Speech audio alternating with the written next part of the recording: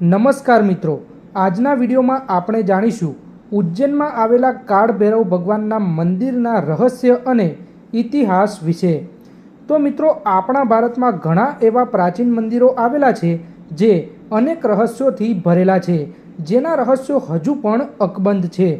એવું જ એક મંદિર છે જે મધ્યપ્રદેશના ઉજ્જૈનમાં સ્થિત છે અને તે મંદિર છે ભગવાન કાળ ભૈરવનું।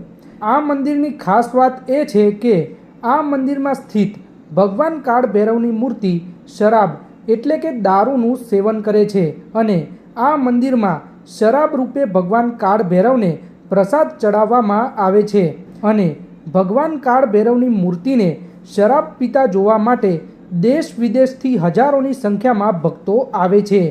મિત્રો, આ મંદિરના પૂજારી ઓમ પ્રકાશ ચતુર્વેદીના અનુસાર આ મંદિરનું વર્ણન સ્કંદ પુરાણના અવંતિત ખંડમાં મળી આવ્યું હતું।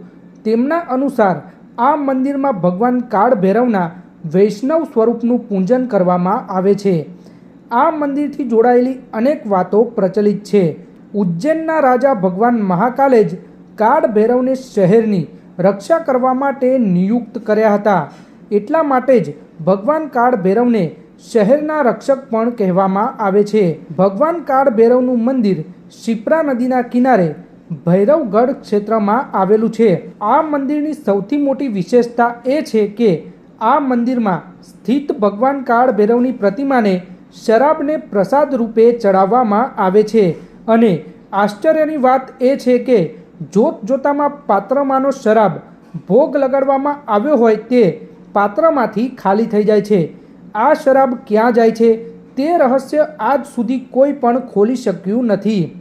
અહીંયા દરરોજ શ્રદ્ધાળુઓની ભીડ રહે છે અને ભક્તો આ ચમત્કાર પોતાની આંખોથી જોઈને ભગવાન કાળ ભૈરવના દર્શન કરે છે।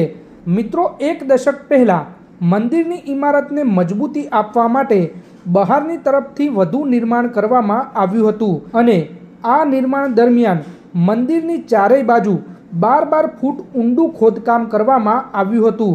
આ ખોદકામ દરમિયાન ત્યાં ઘણા લોકો ઉપસ્થિત રહ્યા હતા। બધા એ જાણવા માગતા હતા કે જ્યારે ભગવાન કાળ ભૈરવને શરાબનું સેવન કરાવવામાં આવે છે ત્યારે આ શરાબ ક્યાં જાય છે।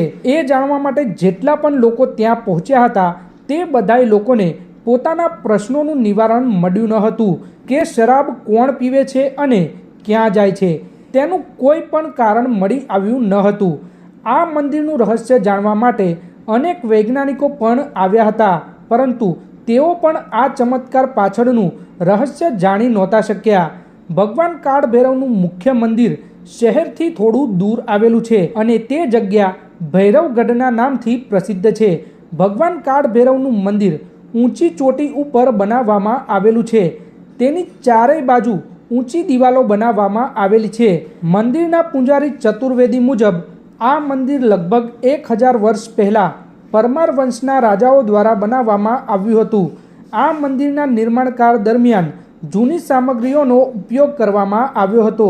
આ મંદિરને મોટા પથ્થરો જોડીને બનાવવામાં આવ્યું છે અને આ મંદિર આજે પણ મજબૂત સ્થિતિમાં જોવા મળે છે। દર વર્ષે માગશર મહિનામાં કૃષ્ણ પક્ષની આઠમના દિવસે કાળ ભૈરવ ભગવાનની સવારી નીકળે છે। મિત્રો, આપણા પુરાણોમાં જે અષ્ટભૈરવનું વર્ણન છે તેમાં ભગવાન કાળ ભૈરવ પ્રમુખ છે। મિત્રો, આ મંદિરમાં ભગવાન કાળ ભૈરવની પ્રતિમા સિંધિયા પાઘડી પહેરે જોવા મળે છે અને આ પાઘડી ગ્વાલિયરના સિંધિયા પરિવાર તરફથી આપવામાં આવે છે અને આ પ્રથા કેટલાય વર્ષોથી ચાલી આવી રહી છે। અને આ વિશે પણ એક પ્રાચીન માન્યતા છે કે આજથી લગભગ 400 વર્ષ પહેલાં સિંધિયા પરિવારના રાજા મહાદજી સિંધિયા શત્રુ રાજાઓથી ખરાબ રીતે પરાજિત થયા હતા અને તે સમયે કાળ ભૈરવ ભગવાનના મંદિરે પહોંચ્યા અને તેમની પાઘડી ત્યાં જ પડી ગઈ। ત્યારે તે સમયે તેમને તે પાઘડી ભગવાન કાળ ભૈરવને સમર્પિત કરી દીધી અને શત્રુઓ પર વિજય પ્રાપ્ત કરવાની પ્રાર્થના કરી અને તેના પછી રાજાએ બધા શત્રુઓ પર વિજય મેળવ્યો અને લાંબા સમય સુધી કુશળ શાસન કર્યું। ભગવાન કાળ ભૈરવના આશીર્વાદથી તેમને પોતાના જીવનકાળ દરમિયાન આ રાજાએ એક પણ યુદ્ધ હાર્યું નહોતું। તે પ્રસંગ બાદ આજે પણ ગ્વાલિયરના રાજ પરિવાર તરફથી ભગવાન કાળ ભૈરવને પાઘડી પહેરાવવામાં આવે છે। જો મિત્રો તમને મારા દ્વારા આપવામાં આવેલી માહિતી સારી લાગી હોય તો વિડીયોને લાઈક કરજો, વધુમાં વધુ શેર કરજો અને અમારી ચેનલને સબસ્ક્રાઈબ કરજો। ધન્યવાદ।